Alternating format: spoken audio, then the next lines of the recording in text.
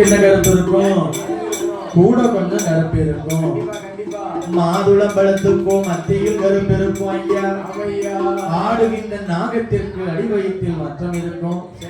ஆனா தாயாகப்பட்ட இந்த அக்கா தங்கை 8 பேர்களுக்கும் தலையே தான் கருப்பொழிய அம்மாவுக்கு தவிர கருப்பு இல்ல.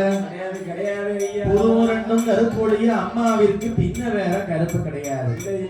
அப்பேற்பட்ட அழகு நிறைந்த பெண்ணா யார் இருக்கா?